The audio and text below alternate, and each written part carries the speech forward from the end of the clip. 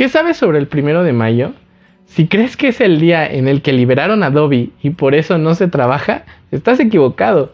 Y tal vez sea porque eres nuevo en el oscuro mundo de los elfos domésticos o empleo mal pagado, como nos gusta llamarle nosotros los muggles. Y seguramente te quedaste con el contexto que te dieron en tu escuela primaria. Aunque si eres un poco más avispado, seguro lo conoces como el día en el que salen un montón de sindicatos a desfilar por todo Reforma. El 1 de mayo es el día del trabajo. Y ese día no se trabaja. Pero esto, aunque parezca irónico, sí tiene una razón y sentido que explicaremos más adelante. Sin embargo, ¿conoces su origen? Tal y como el ñam Juárez, el 1 de mayo, el día del trabajo, tiene su propio origen y contexto. Y en este video trataremos de resumírtelo de forma muy breve. El 1 de mayo tiene su origen en el socialista inglés Robert Owen, que en 1810, durante la primera revolución industrial, fue el primero en establecer la consigna de una jornada laboral de 8 horas, sin detrimento del salario. En su propuesta, Owen enuncia que el día se podía dividir en 3. 8 horas para la misión, 8 horas para dedicarlas a estar con amigos, familia, nuestra recreación o derrotar a Voldemort.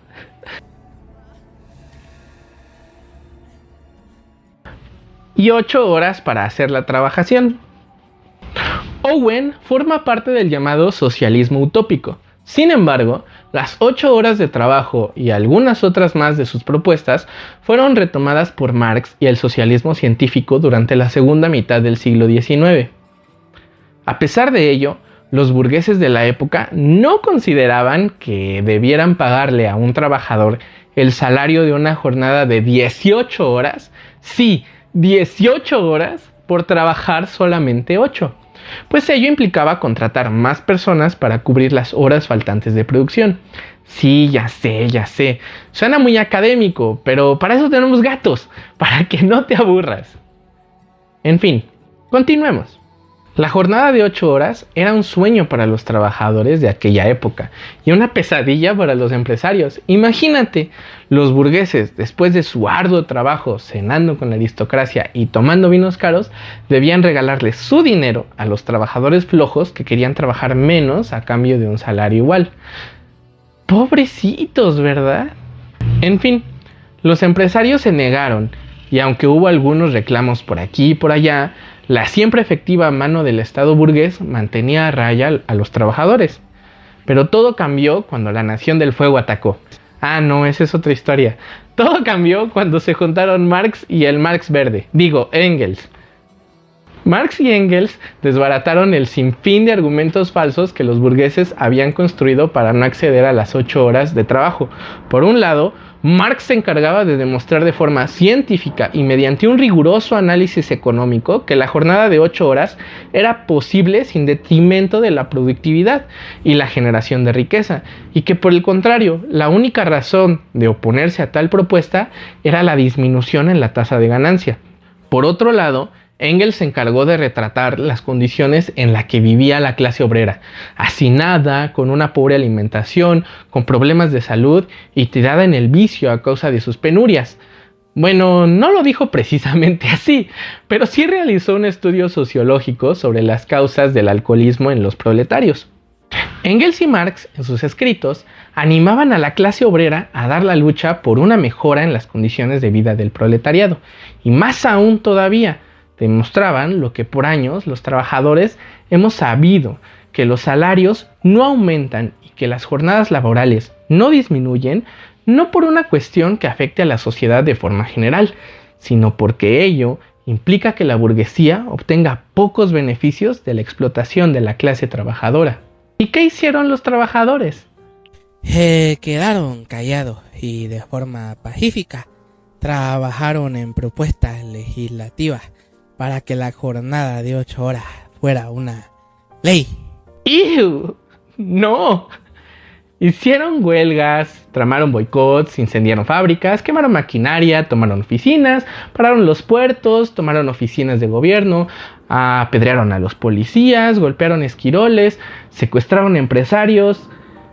Bueno, los resguardaban dentro de casas seguras sin hacerles ningún daño. ¡Maldito elfo! ¡Pudiste matarme! Dobby nunca ha querido matar. Dobby solo quería mutilar o lesionar de gravedad. ¿Y cuál fue la respuesta de los gobiernos?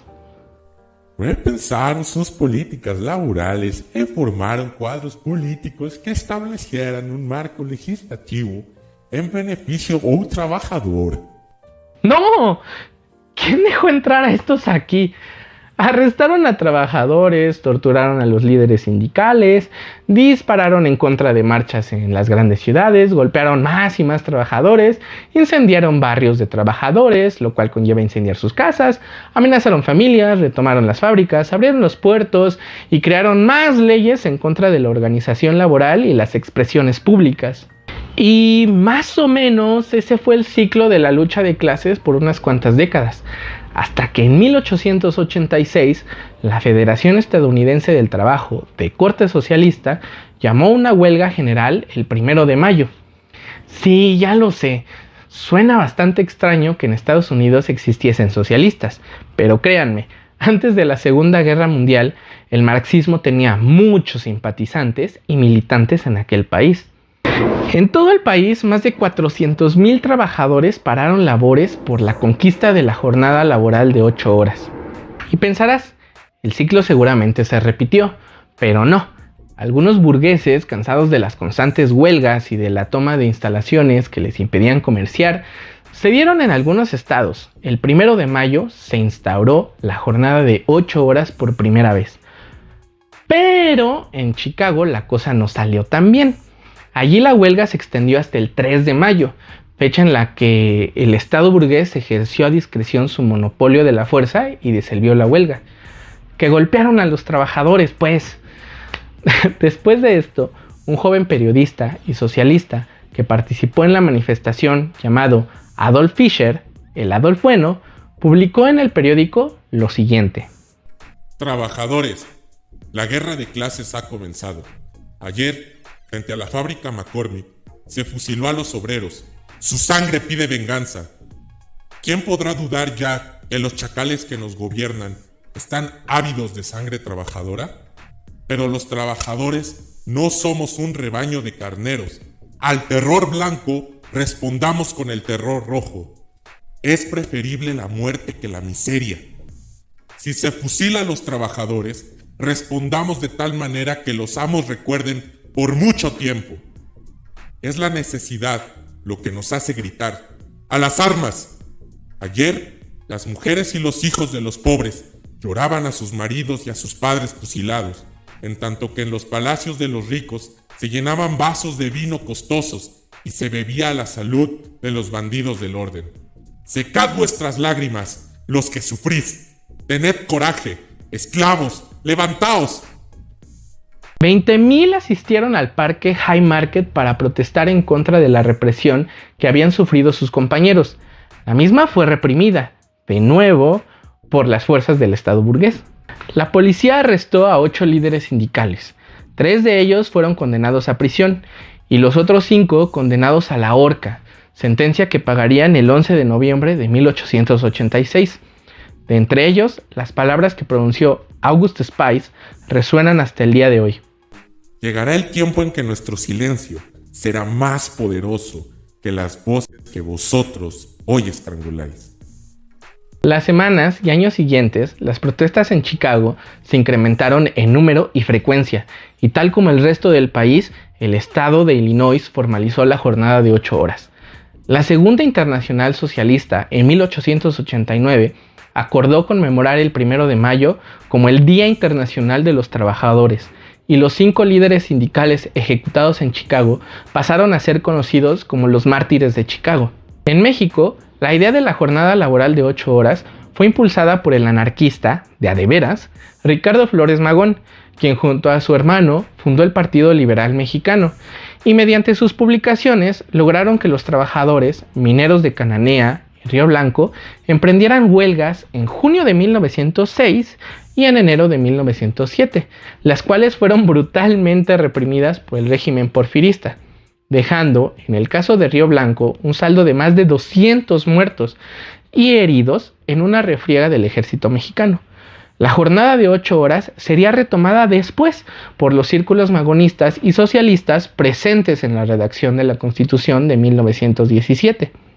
La consecución mundial de la jornada de 8 horas sería un triunfo para las luchas de miles de trabajadores a lo largo de todo el mundo. Claro que este logro no hubiese sido posible sin la existencia de la URSS. Fue el miedo de los capitalistas al ascenso de más revoluciones de carácter socialista en el mundo lo que al final logró la jornada laboral de 8 horas en la mayoría de los países.